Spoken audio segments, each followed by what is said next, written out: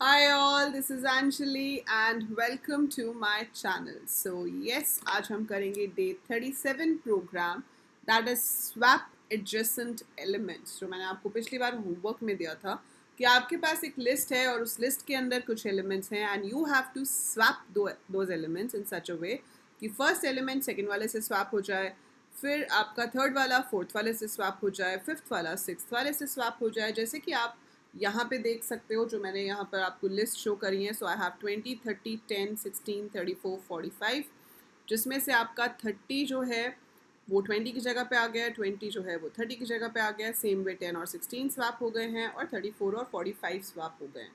तो ये प्रोग्राम अगर मुझे बनाना हो तो कैसे बनेगा, this is what we have to do today. So let's get started and see कि ये किस तरीके से बनाया जाएगा। ठीक है, so I am revising Python के काफ़ी सारे concept in my live classes on Monday, Wednesday and Friday, that is Monday alternates on Unacademy. Those are free special classes. तो आप मेरी प्रोफाइल को फॉलो कर लेना, लिंक डिस्क्रिप्शन में गिवन है ताकि आप वो लाइव क्लासेस अटेंड कर सको। जैसे अभी हमने आज क्लास ली है स्टैक के ऊपर, we will be having a class on Wednesday on functions in Python. So if you want to revise your functions in Python या आपने पहले कभी नहीं भी किया है फंक्शंस इन पाइथन, तो आप मुझे वेंसडे को लाइव ज्वाइन कर सकते हैं 3 बजे। We will be working on it, right. So चलिए अभी हम इसका कोड बनाते हैं कि जो हमें एडजेसेंट पोजीशंस को स्वैप करना है। तो अगर आपके पास एक लिस्ट है, देखो, तो आपके पास फर्स्ट और सेकेंड एलिमेंट स्वैप करना है, मतलब you have to swap position 0 and 1, है ना।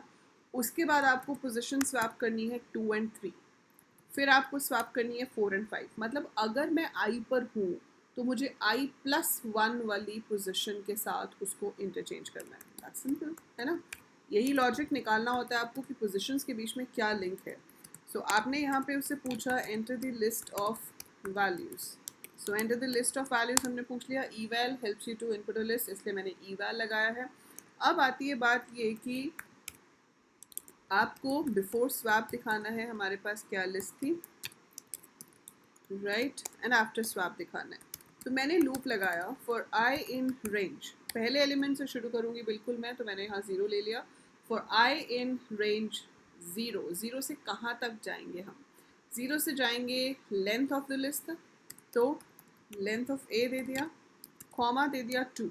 कॉमा 2 क्यों दिया मैंने, कॉमा 2 इसलिए दिया कि मुझे स्टेप 2 करना है। ठीक है, स्टेप 2 मतलब कि पहले मैं 0 पोजीशन पे हूँ और उसके बाद मैं 1 पे ना जाऊँ, 0 से सीधा 2 पे चले जाऊँ, फिर 2 से सीधा 4 पे चले जाऊँ, 4 से सीधा 6 पे चले जाऊँ, क्योंकि जब मैं 0 पे हूँ तो मैं 0 और 1 को स्वैप कर रही हूँ, है ना।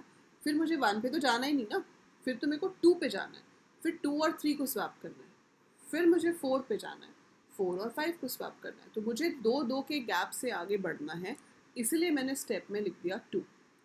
तो मैं 0 से शुरू कर रही हूँ और मैं स्टेप ले रही हूँ 2 का।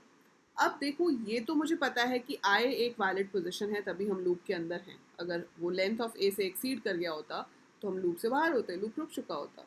बट आपको ये तो श्योर नहीं है ना कि जो i+1 है वो भी वैलिड है। मतलब वो आपके पास अगर ऑड नंबर ऑफ एलिमेंट्स हुए, इवन हुए तो कोई प्रॉब्लम नहीं है, 6 नंबर हैं, 2-2 करके स्वैप हो जाएंगे, 7 हुए तो आखिरी एक नंबर रह जाएगा। तो मैं आपको एक बार करके दिखाती हूँ, फिर हम उसको सॉल्व करेंगे। जैसे मैंने अभी यहाँ पे क्या किया, मेरे को पता है कि मुझे ए आई को अपने से अगले वाले के साथ स्वैप कराना है। तो ए आई को स्वैप कराना है ai+1 के साथ। तो a i comma ai+1 is equal to ai+1 ai। ये मैंने आपको बताया था, दिस इज हाउ पाइथन में हम स्वैपिंग करते हैं। आप ऐसे भी लिख सकते हो, अगर आप थोड़ा डिटेल्ड लिखना चाहते हो C++ वाले स्टाइल से, तो उसमें आपको क्या करना है, टेम्प इज इक्वल टू ए आई, कि कोई भी एक वेरिएबल ले लिया, ज़रूरी नहीं है कि उसका नाम टेम्प ही लिया जाए, आप कुछ भी ले सकते हो। टेम्प सिर्फ बताता है कि भाई ये टेम्परेरी वेरिएबल है, इसका काम सिर्फ स्वैपिंग तक ही है, इसके बाद इसका कोई काम नहीं है। बट आप इसका नाम जो चाहे दे सकते हो। तो मैंने ये दे दिया और उसके बाद मैंने यहाँ पर प्रिंट करा दिया कि आफ्टर स्वैप, आफ्टर स्वैप ए ये है। ठीक है जी, सेव करते हैं हम इसको और इसको सेव करते हैं, सेव करते हैं इसको और इसको सेव करते हैं और अब इसको रन करते हैं। सो अब इसको रन करते हैं। ये पूछ रहा है enter the list of values, enter the list of values.